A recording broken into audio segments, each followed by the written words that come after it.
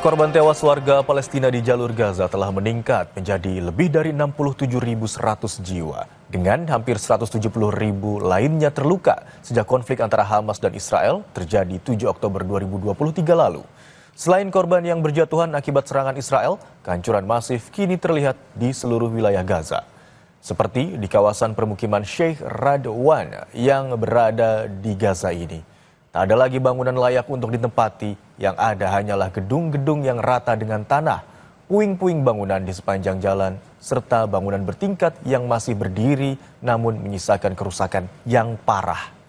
Wilayah ini mulai kembali didatangi oleh warga seiring dengan terlaksananya kesepakatan gencatan senjata yang dimulai pada hari Jumat. Israel dan Hamas mengumumkan bahwa mereka telah menyepakati kesepakatan gencatan senjata di Gaza yang menawarkan jalan sementara untuk mengakhiri konflik bersenjata selama 2 tahun terakhir.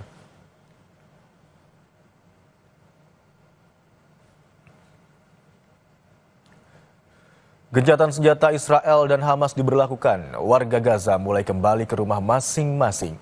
Meski demikian, kehancuran tempat tinggal mereka membuat warga merasa sedih.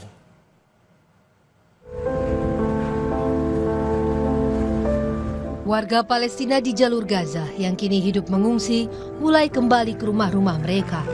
Hal ini seiring diberlakukannya gencatan senjata sejak Jumat lalu. Di sepanjang Jalan Al-Rashid, warga dari berbagai penjuru dengan menggunakan kendaraan ataupun berjalan kaki menempuh jarak yang jauh demi kembali pulang. Meski demikian, kepulangan ini disambut dengan emosi yang bercampur baur antara bahagia juga kesedihan.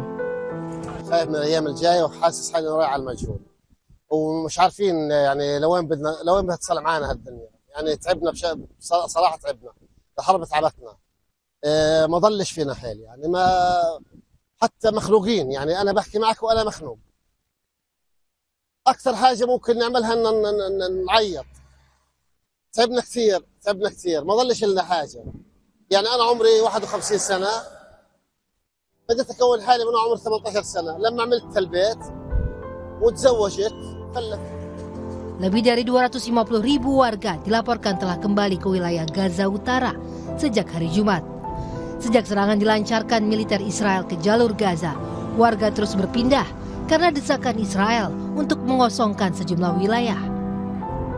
Warga pun berharap gencatan senjata kali ini bisa menjadi awal kedamaian kembali di tanah Gaza.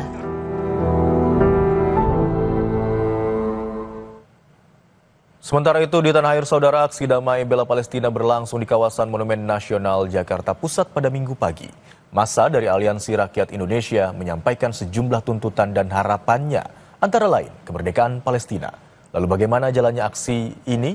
Berikut liputan jurnalis Kompas TV Niputu Trisnanda dan juru kamera Febri James.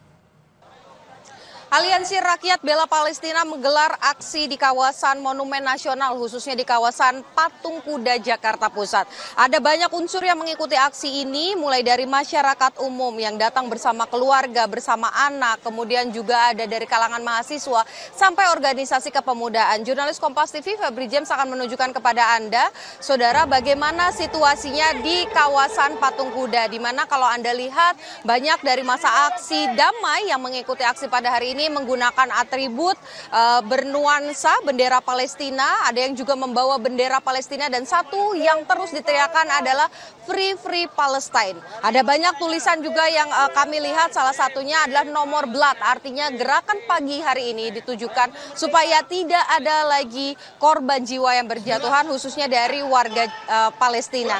Dan sekarang saya akan mengajak Anda, saudara, untuk berbicara dengan salah satu masa aksi yang juga mengikuti aksi damai pada hari ini. Selamat siang, namanya siapa Pak?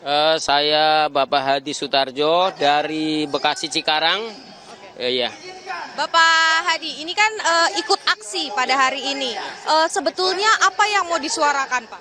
Tujuan kami ikut aksi ini yaitu bela Palestina, yang udah pasti bela Palestina 2 tahun genosida. Jadi kita melawan kekejaman Israel yang secara permanen akan mendirikan apa Pak? Ya, Palestina merdeka intinya. Bukan jadi blokade pangan. Blokade pangan, tapi intinya bahwa kita aksi kemari Yang jelas aksi damai. Sebagai negara Indonesia, apa harapan kepada pemerintah? Apakah memberikan bantuan makanan kepada warga Palestina atau misalnya memberikan juga pengamanan lewat personil-personil untuk dikirimkan ke Palestina? Ada harapan itu juga?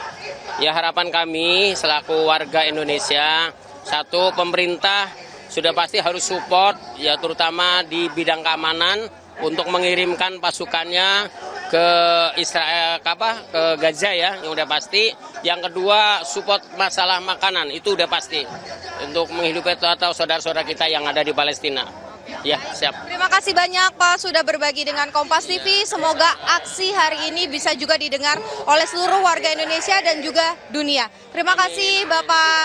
Nah, kurang lebih seperti itu yang tadi disampaikan, bahwa memang tujuannya ada banyak, tapi intinya soal kemanusiaan, di mana tidak ada lagi korban jiwa yang jatuh, tahanan-tahanan, baik itu dari pihak Palestina ataupun juga dari Israel, ini kemudian bisa dibebaskan, dan masing-masing pihak ini bisa menemukan jalan tengah supaya tidak ada lagi korban jiwa yang berjatuhan.